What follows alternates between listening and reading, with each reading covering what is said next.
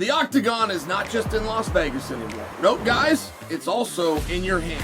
With DraftKings Sportsbook, the official sports betting partner of UFC. Get ready, because remember, Rob faces off against John in a rematch at UFC 323. Every punch, every takedown, every finish, every attempt has the potential to pay off for you in real time. New customers can turn $5 into $200 if your bet wins, paid instantly in bonus bets. And hey, Missouri, the wait is over. DraftKings Sportsbook is now live in the Show Me State. Stay in on the action and use your bonus bets in DraftKings same-game parlays. This gives you a shot at an even bigger payout. Do you love the thrill of live betting? DraftKings has you covered. Bet live on star player props and in-progress games right as they happen. If sports betting is not yet available in your state, don't worry. You can still join in on all the fun with DraftKings Daily Fantasy Sports and have the shot to win cash prizes. Download the DraftKings Sportsbook app. When you do, use the promo code SONNEN. That's code SONNEN to turn $5 in bets into $200 in bonus bets if your pick wins. In partnership with DraftKings, the crown is yours.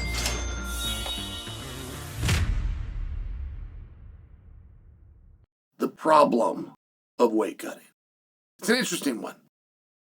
It's an interesting one when you yourself perhaps fall into this. Definitely somebody within your family will fall in this. Certainly classmates and your peers and people at the office are slobs. They're fat. They're out of shape. They don't exercise. They don't watch what they eat. They don't know the difference between protein and carbohydrate or why it matters. Now, I don't say that to insult them. What I'm saying is with a fighter or a wrestler, very few things in this whole world that they put you on a scale before they let you go out and go to work. You're dealing with the most healthy people in the world. So right off the bat, when you say that weight cutting is a problem, you see where it becomes a little bit of an issue. You don't really know what you're talking about, but you see some struggles over here. From a business perspective, when people miss weight, it can throw a whole bunch of dominoes into effect. And you would like to address the subject of weight cutting. Okay, now that we can do, but we don't need a meeting and we don't need a teleconference, and we definitely don't need to hear from any doctors. All we have to do is look at somebody that's already done it and then copy them. And I've been on these calls. I was brought on these calls as an expert, as somebody that's cut weight. And I was on head-to-head with a doctor, different opinions. And of course, the doctor eventually, as he's losing the argument, pulls on the string of, well, Chael, you're not a doctor, are you? And it's fair, but the topic wasn't medical. The topic was athletic. And dear doc, you weren't a professional athlete, were you? And the topic was one of merit and circumstance. What is it like cutting weight? What is the psychology as well as the physiology of it? And very few human beings have ever cut weight. I would argue that you don't know a single person that's ever cut weight unless you know a wrestler. That could be extended into an MMA fighter. I don't think anyone in your family, no matter how many times you think that you personally have dieted or that your mother has dieted, we're still not saying the same thing. We're talking about cutting weight. Cutting weight has nothing to do with caloric intake. It has to do with an intentional, premeditated dehydration. So when we have these kinds of conversations, they're very easy to have because the NCAA invoked a change to this very policy in 1998. So we now have 27 years of effective data. It's no longer a hypothesis. We know for sure what will happen if we invoke the rules that the NCAA already did in 1998. But we play along. We play and we pretend and we hold meetings and we talk about talking and we get a doctor to come on that disagrees with the athletes, and then just at the right time we go, well, we got to go with the doc on this one. And it's an act. And in fairness, I'm not sure that these fat slobs that are telling you the expertise on somebody that's fasting, exercising, and watching their calories, I'm not really sure we need to have this conversation. But we do, and we pretend. We pretend and we play along. Now, we've been pretending and playing along on the eye pokes for long enough. It's really not an interesting topic. It's really not a moneymaker of a topic. You got a certain guy that came out and he's made a glove. And they even called them the Pride gloves or like Pride gloves. The gloves are just fine. I don't know one glove from a difference, but when you do hear that it's nearly impossible, it is very, very difficult to reasonably expect that somebody is going to poke somebody in the eye while wearing what they call Pride gloves. That would be a fair statement. And much like I tell you, you can just go look at the NCAA since 1998. You could go just watch Pride and people that wore these gloves and how infrequently you would see an eye poke. And it is largely because of the glove. That's true. That's really true. Bare knuckle, meanwhile, no glove whatsoever.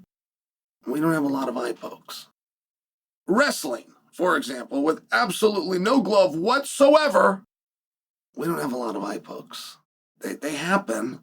They're not non-existent, but it's not to the point that it's a problem. Olympic judo. Judo in general doesn't have to be the Olympics, but you're allowed to touch the person's face. You're allowed to reach for the person. You're encouraged to do so, and you don't really have what you would define as a problem with eye pokes. So, but this is part of the pretend. This is all part of the pretend. We're pretending that the person poking the other person in the eyes is not trying to poke them in the eyes. We can't imagine that they would. It didn't look like they did. When I watched the video, it didn't look. It looked like they came in, and then it just looked like when the eye fell in, and then it just gave a pressure forward, and it looked unintentional to me. Was it? You're talking about what's in somebody's heart. I don't know. I know in wrestling that I came from, on a daily basis, hours upon hours, 30, 40, 50 guys in one room, nobody got poked in the eye. I would tell you in Olympic judo, they don't get poked in the eye. I will tell you in high school wrestling, they don't get poked in the eye. It's a broad stroke. I get that you've seen it over places.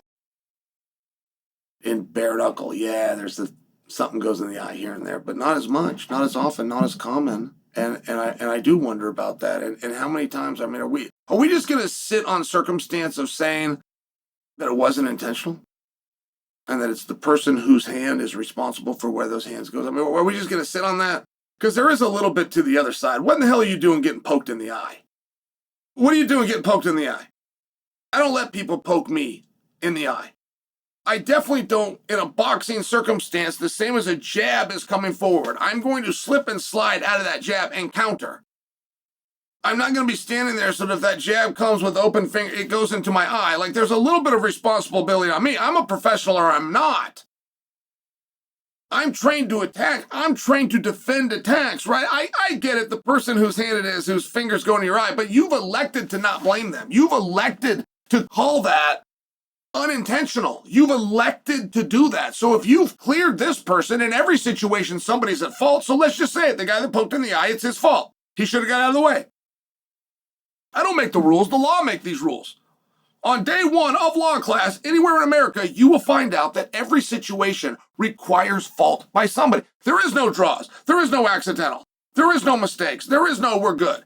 Every situation, someone's at fault. You've decided that the person who owns the fingers and put them in someone's eye is not the person at fault. So you must be saying it's the other guy's fault. Great, I'm in. Let's do something about it. Let's do something about it. There's 3 rules today that trace themselves back to the first time they set that octagon up in 1993.